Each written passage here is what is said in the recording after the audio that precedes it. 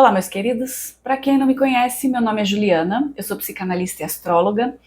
A proposta desse canal é falar sobre transtornos de comportamento pelo olhar da astrologia. E hoje eu quero falar com você sobre o vício, sobre os comportamentos viciosos. Então, se você se interessou pelo assunto, já se ajeita aí, que já vai começar. Antes, alguns recadinhos importantes. Eu acabei de disponibilizar aqui no canal um curso completo de introdução da astrologia. Então, se você gosta do assunto, mas nunca se aprofundou no tema, aqui tem, são acho que 20 vídeos, se eu não me engano, está totalmente free, disponível para você conhecer sobre como interpretar o mapa astral.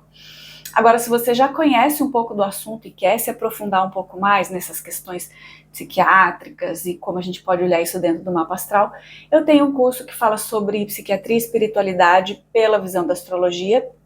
Eu vou deixar aqui na descrição do vídeo o caminho para você me achar em outras redes, para entrar em contato comigo e para acessar o curso.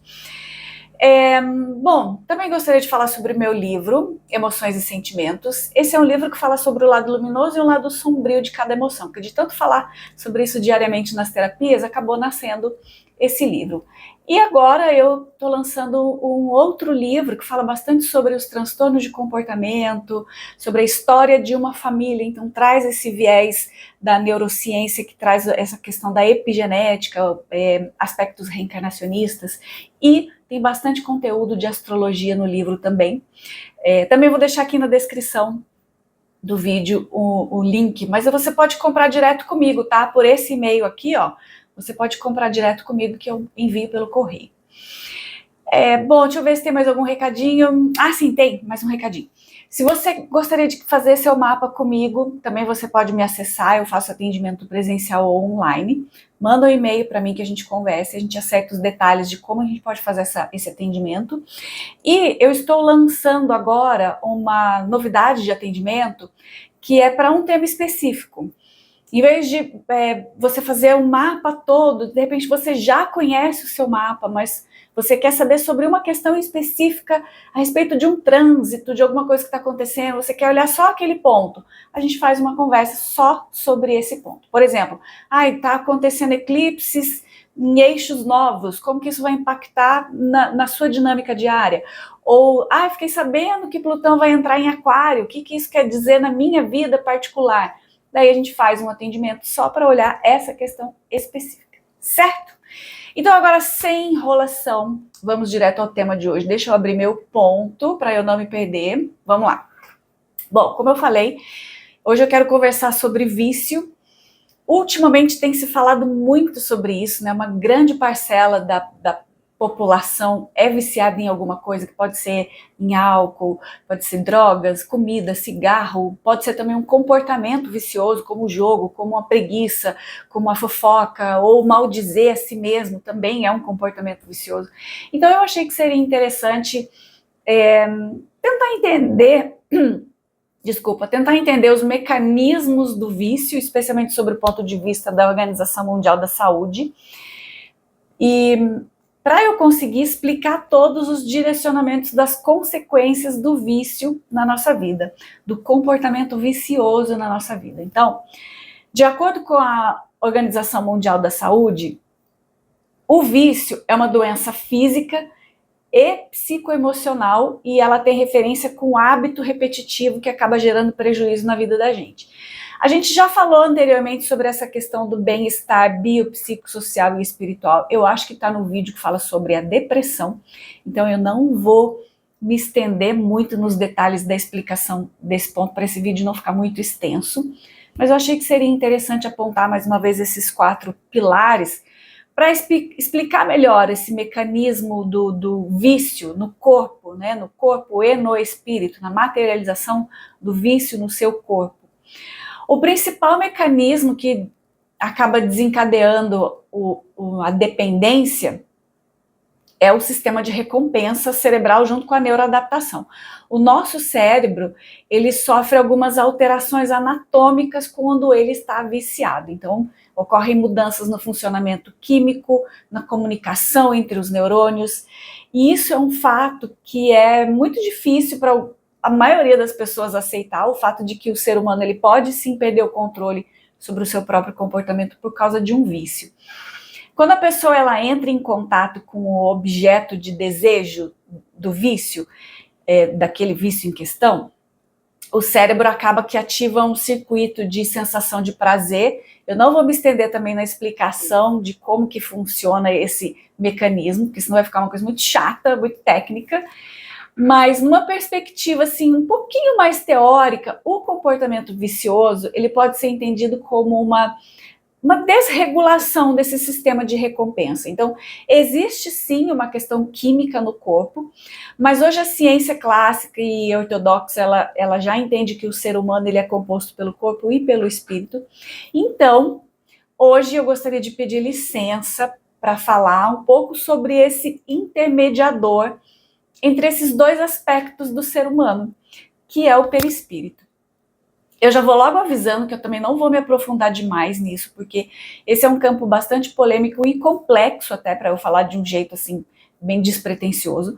Eu ia precisar de muito mais tempo para falar disso mais profundamente, mas o que eu posso adiantar para hoje é que para a medicina, especialmente para a neurociência, o perispírito ele é uma nova fronteira, né? Já que o conceito de saúde, ele vem evoluindo cada vez mais. Isso significa que cada vez mais a medicina ela vem entendendo que ser saudável não é mais somente aquela questão da ausência de doença no corpo, porque a doença ela não está só no corpo. Ela também está na vida social, ela também está na vida psicológica, ela também está na vida espiritual do ser humano. Por isso que a gente é ser multifacetado ou multidimensional, porque a gente pode estar presente em vários estados ao mesmo tempo. Mas para quem não tem a menor ideia do que eu estou falando, eu vou tentar resumir de uma maneira bem simples, tá? O perispírito, ele também é conhecido como corpo espiritual, como corpo astral, como psicossoma ou como modelo organizador biológico, que é mais como a medicina ou a área da neurociência acaba se referindo.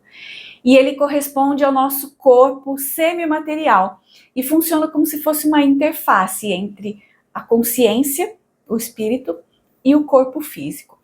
E é nesse campo dessa estrutura semimaterial que a busca pela saúde integral ela não pode ser negligenciada assim em tempo algum. Nenhum tipo de estudo deve desconsiderar a possibilidade de entender o que é ser saudável a partir do entendimento desse modelo organizador biológico.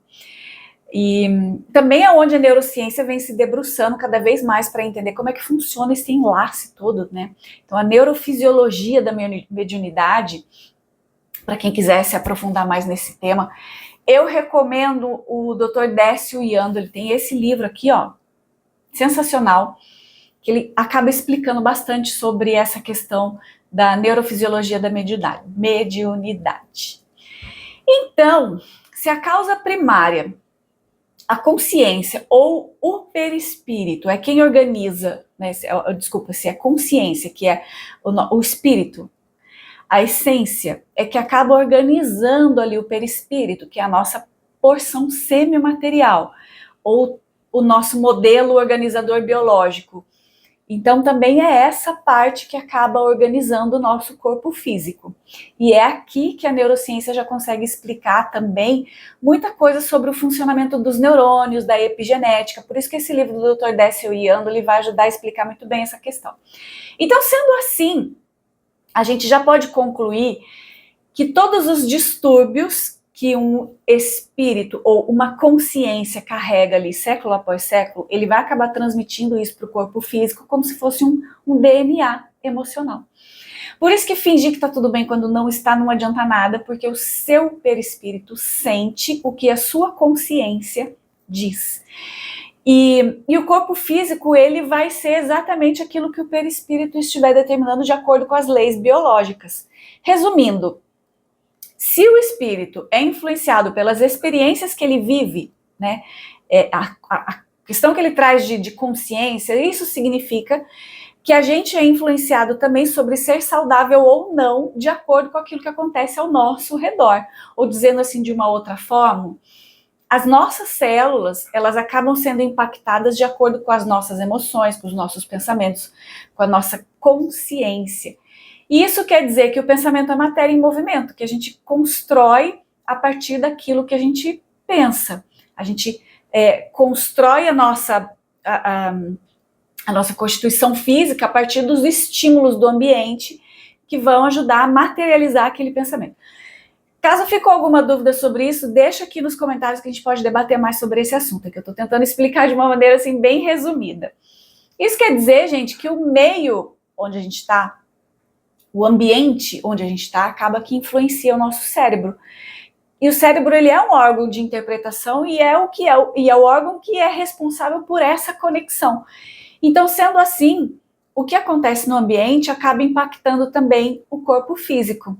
E isso pode ser tanto de um jeito positivo quanto negativo. E a gente só vai saber se o positivo é bom ou o negativo é ruim pela experiência, né? Eu só vou saber se é bom ou ruim quando eu experimento aquilo que é bom para mim, eu não gostei, e aquilo que é ruim para mim, e eu prefiro deixar passar. E é essa forma que o nosso cérebro faz.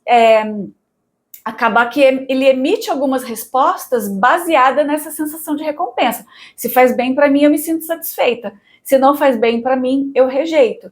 E essa recompensa gera uma satisfação. E é muito fácil a gente se enganar com alguma coisa que a gente acha que é legal, porque ele gera uma satisfação, porque, né, são muitas coisas que podem gerar satisfação, são muita coisa que pode gerar essa sensação de recompensa para o nosso cérebro. E esses estímulos, eles podem ser internos, né, gerar essa satisfação a partir de questões internas, como pensamentos harmoniosos, apreciar uma paisagem, uma boa música, uma meditação, uma oração, como eles também podem gerar os mesmos estímulos de satisfação com situações externas, com paladar, o toque, o olfato. Então, a comida, o álcool, as drogas, o jogo, o descontrole no impulso sexual, tudo isso gera uma satisfação externa, que é de fora para dentro. E é uma satisfação mais imediata, né? É uma coisa que você não precisa, assim, dedicar tanto da sua energia para conseguir essa satisfação. Isso significa que todo mundo é viciado em alguma coisa. Mas o que acaba diferenciando um do outro é a capacidade de transformar esse estímulo de buscar o prazer em alguma coisa que seja mais produtiva para você mesma. Já que a busca ela está em sentir o prazer, a pessoa que acaba sendo mais lúcida sobre si mesma, ela consegue transformar essa busca por prazer numa construção de alguma coisa produtiva, ou dizendo de uma outra forma, é uma pessoa que consegue encontrar essa recompensa do prazer das suas conquistas num trabalho, num estudo, numa meta, num objetivo, numa meditação, numa atividade física, e não só naquele prazer imediato que uma droga proporciona, que o álcool proporciona, que a comida, ou que o jogo, ou que o sexo pode proporcionar, que é uma coisa mais imediata. Do mesmo jeito que uma pessoa busca lá o estímulo da droga, do álcool ou da pornografia para uma satisfação imediata, né? Que é como se ela quisesse calar esse desejo, né? Entorpecer a dor que é do espírito.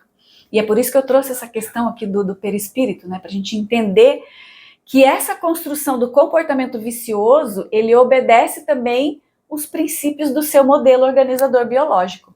Então essa é uma pessoa que pode encontrar também a satisfação numa construção com a sua própria espiritualidade e desenvolver melhor a sua intuição.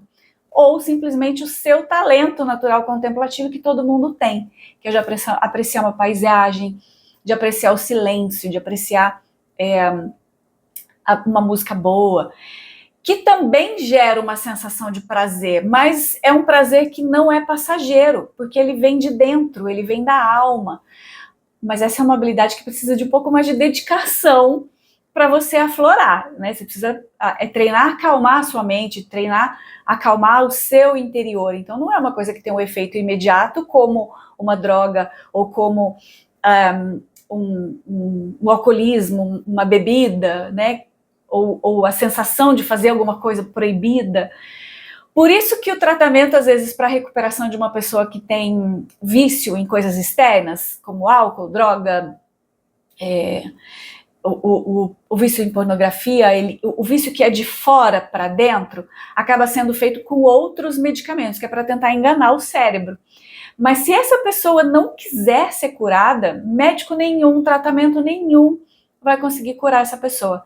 Porque o que ela precisa é encontrar dentro da própria alma a dor que ela carrega e que ela tenta sufocar com um prazer imediato, tentar abafar aquela dor através do alcoolismo, da bebida ou do comportamento obsessivo do vício, tentando sufocar aquela dor. Também tem os vícios que vêm de dentro para fora, que são os nossos pensamentos. E nós temos algumas formas de transmitir os nossos pensamentos. A voz é uma delas, mas não é a única.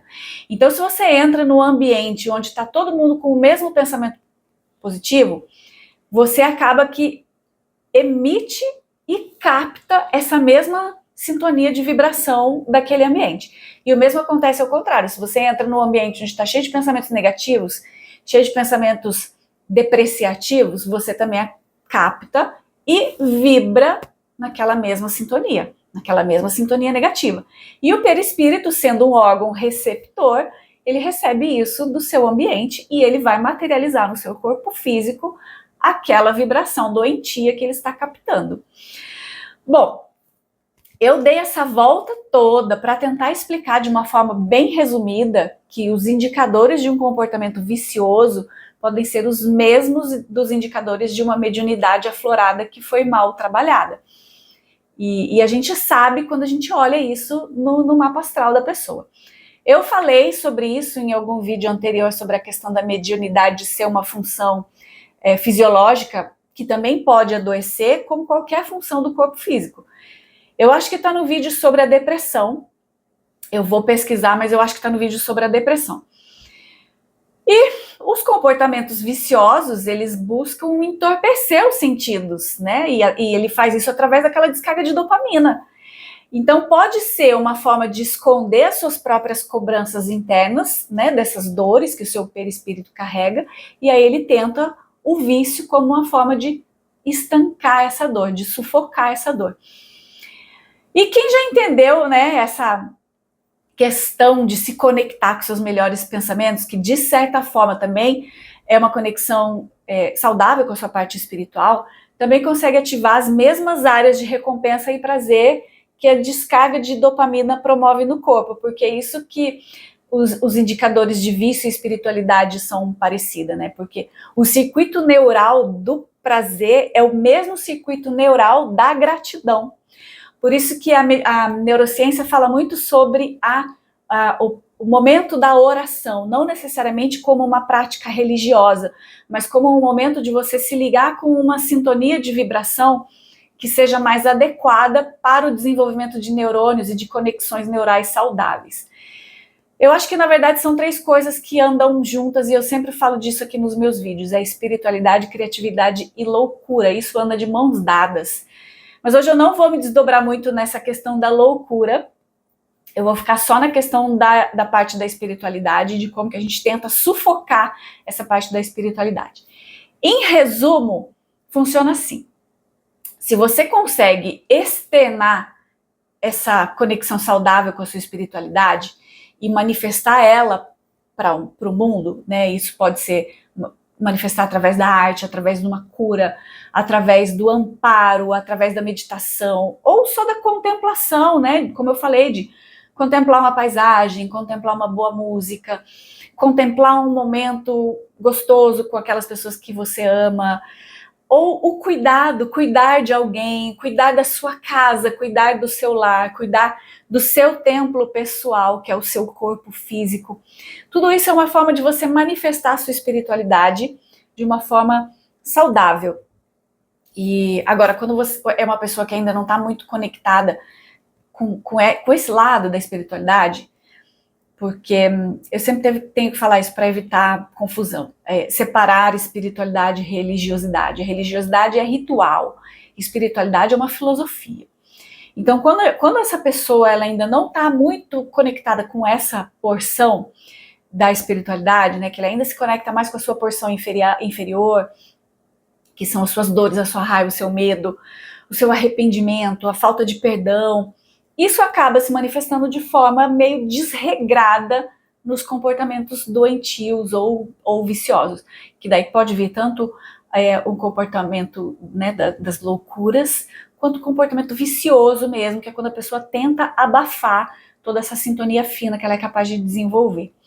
Então, o que a gente espera nessa interpretação né, desse mapa que eu vou trazer aqui para você, assim, é muita confusão de sentido, né? Altruísmo, empatia, necessidade de possuir. E eu vou querer explicar, vou tentar trazer de uma maneira bem simples cada tópico desse que eu abri para vocês, de altruísmo, empatia e necessidade de possuir também. Mas agora vamos ao mapa. Essa pessoa, ela chegou para mim já na segunda fase do comportamento vicioso. Então essa pessoa já tinha transitado pelo alcoolismo, já tinha transitado pela sexualidade, já tinha transitado pelo esporte, até que ela começou a busca do autoconhecimento e chegou para mim para fazer o mapa astral de 5 sessões. E foi bastante interessante porque o comportamento dessa pessoa era bem fissurado. Ela queria fazer 2 sessões na semana, era muito empolgada com todo aquele conteúdo. Até que a gente chegou nesse ponto do comportamento vicioso, que ela nunca tinha se dado conta. Que isso primeiro se manifestou lá na sexualidade, e aí ela acabou procurando o alcoolismo para tentar sufocar a vergonha e a culpa que ela sentia depois dos impulsos da sexualidade. E depois, quando a consequência do álcool já estava trazendo problema físico, essa pessoa começou a se dedicar para o esporte. Mas tudo isso foi de uma maneira muito obsessiva, de uma maneira muito intensa. Ela viveu intensamente aquele momento, que é o comportamento vicioso, que é o de viver aquilo de uma maneira obsessiva e abafar todos os outros. Bom, eu vou colocar o mapa bem grandão aqui para vocês. Estamos falando de uma pessoa com Sol, Vênus, Mercúrio em Áries, ascendente em Sagitário, meio do céu e Leão. Então esse comportamento urgente da satisfação dos desejos, isso é muito marcante quando a gente vê essa quantidade de elemento fogo no mapa dessa pessoa.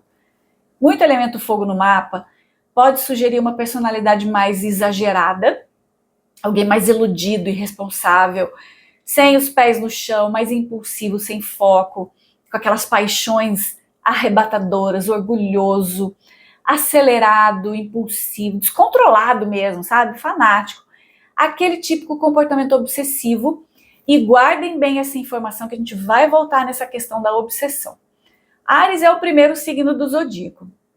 Então, tem muita imaturidade na expressão dessas habilidades, como as manifestações descontroladas que a gente vê assim, quem tem Áries muito forte no mapa.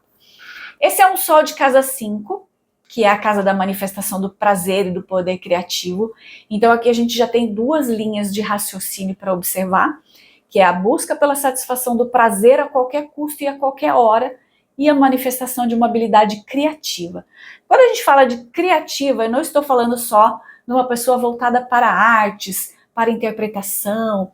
Não é esse tipo de criatividade, mas tudo aquilo que eu crio e que eu materializo e que eu coloco nesse mundo é uma forma de criar, é uma materialização da sua criatividade. Ou seja, os seus pensamentos que você materializa, a gente também acaba enxergando nessa questão da criatividade, porque você está materializando um pensamento naquela área.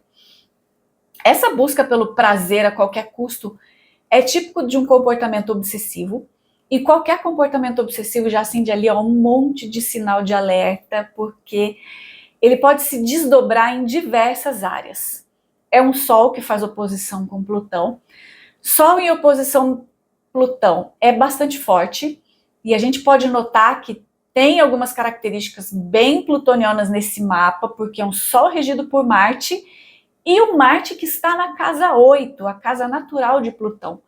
E a gente sabe que as conexões obsessivas com o sexo, com o prazer ou com o intenso dessa casa ficam evidentes, mas vamos por partes. Esse Sol fazendo uma oposição com Plutão sugere uma personalidade que se envolve demais nas coisas. Plutão tem essa faceta de se envolver muito, né, de não deixar nada pela metade. Então, esse lance da fissura, do vício, da intensidade, da obsessão, também a gente pode olhar através do comportamento de Plutão. Quando Plutão envolve o Sol ou a Lua de uma forma assim tão significativa, a gente pode esperar um certo comportamento obsessivo na pessoa. E isso pode aparecer de diversas formas, tá? Não significa que todo mundo que tem essa característica no mapa é viciado. Mas o comportamento obsessivo pode sim aparecer. Então pode ser uma obsessão por estudo, uma obsessão por satisfação do prazer, obsessão por trabalho, por limpeza, enfim. Cada pessoa é um universo, mas o comportamento obsessivo ele pode sim ser notado nessa configuração. O regente do Sol dessa pessoa é Marte, que está lá na casa 8. Lembra que eu falei no primeiro envolvimento lembra que eu falei que lá o primeiro envolvimento com o comportamento vicioso dessa pessoa foi com o sexo? Então, é um Sol de casa 5, a casa dos prazeres, da materialização dos desejos, da paquera, do flerte, da criação, fazendo uma oposição com um Plutão, a busca pelo prazer a qualquer custo, ainda mais em Áries, né, o Sol em Áries. É bem um comportamento do eu quero porque eu quero e tem que ser agora, e o regente do Sol lá na casa 8. Então a gente já sabe a ligação que a casa 8 tem com o sexo, né? Na casa 8 que a gente tem também, nesse mapa, a insatisfeita do zodíaco, a Lilith na casa 8. Lilith na casa 8, ela vai pedir para a pessoa para que ela faça revisões sobre a sua sexualidade, sobre a sua noção de poder, sobre questões relacionadas com espiritualidade, também é esperado numa Lilith de casa 8. Então aqui já começa a aparecer aquela pontinha da espiritualidade que, se não for trabalhada, pode virar uma loucura, pode virar um escapismo, pode virar uma obsessão, né? O escapismo, no caso dessa pessoa, é quase que uma regra, porque a gente tem um Netuno em Sagitário lá na primeira casa, e qualquer planeta que tiver no seu ascendente, ele vai marcar demais a sua existência. Claro que o grau que o planeta está na casa diz muito sobre a forma do impacto disso na vida. Quanto mais próximo ele estiver ali da linha do ascendente, mais característico é, ou seja, mais as qualidades daquele planeta em questão vai ficar evidente na pessoa.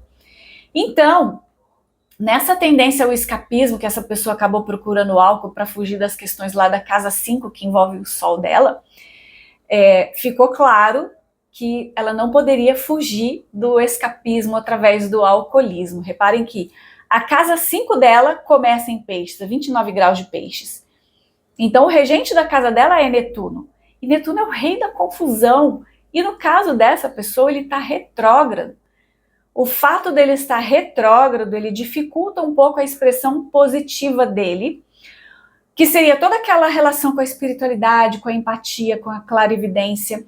Não que essa pessoa não tenha tudo isso, ela tem sim, mas é bem provável que seja uma característica mais adoecida, uma capacidade mais adoecida, mais inconsciente para essa pessoa. E, de novo, vou deixar aqui a sugestão sobre o vídeo onde eu falo dessa questão da mediunidade ser um sentido natural do ser humano que é passível de adoecimento. Ele está no vídeo da depressão. Bom, nesse caso, a fragilidade desse Netuno retrógrado ali na primeira casa favorece uma falta de juízo imensa, uma falta de equilíbrio na postura pessoal, uma vulnerabilidade em relação à má influência de amizades. E olha quem está lá na casa 11, a casa das amizades, o Plutão retrógrado. Então, isso sugere que a motivação dessa pessoa ela pode sim ser egoísta, consequentemente isso vai se refletir na amizade. Egoísta aqui no sentido de satisfação pessoal, do eu quero porque eu quero e tem que ser agora, da busca da satisfação imediata. Não que essa pessoa seja egocêntrica, mas nisso, ela busca uma satisfação imediata. Então, dizendo de uma outra forma, é uma pessoa que tem essa motivação egoísta para satisfazer o próprio desejo. Isso quando ela está em desequilíbrio. Bom, esse Plutão retrógrado, que está fazendo uma oposição com o Sol lá na casa 5, né, que é a casa da criatividade, das festas, da paquera, do esporte, também sinaliza ali a busca pelo prazer da forma obsessiva e a qualquer custo com o objetivo da satisfação pessoal. E a casa 5 regida por Netuno, então essa busca de satisfação pessoal pode ser sim através do entorpecimento. Por isso, o envolvimento com o álcool. E nesse envolvimento, esse envolvimento pode ter sido ativado pelo risca-fósforo do zodíaco, que é o regente do Sol dessa pessoa, e que está lá na casa 8, fazendo uma quadratura com a Vênus, que também está em Áries, que tem aquela necessidade de ser satisfeita de uma forma urgente. Lembra que o primeiro comportamento obsessivo dessa pessoa foi em relação à sexualidade, ao sexo? Bom, eu acho que já deu para entender essa parte do comportamento vicioso em busca da satisfação do prazer imediato dessa pessoa. Mas tem uma outra parte dessa personalidade que foi a virada de página da vida dessa pessoa. E no início do vídeo eu expliquei sobre essa questão de formar hábitos saudáveis, que também pode proporcionar a mesma resposta neural referente à satisfação do desejo vicioso. Quando essa pessoa percebeu que isso era um comportamento vicioso, que não era um problema de impulsividade, porque ela se achava impulsiva, mas não era só impulsividade com o sexo ou com o alcoolismo. Era um comportamento vicioso por buscar o prazer a qualquer custo. Então foi aí que a gente começou a trabalhar esse outro lado do comportamento vicioso, treinando outros hábitos, né? Daí surgiu o gosto por uma leitura, por estudar questões mais filosóficas da vida, a espiritualidade, de forma geral, tá? Ela acabou colocando outros hábitos na vida dela, não só o estudo filosófico, mas outros hábitos na vida dela.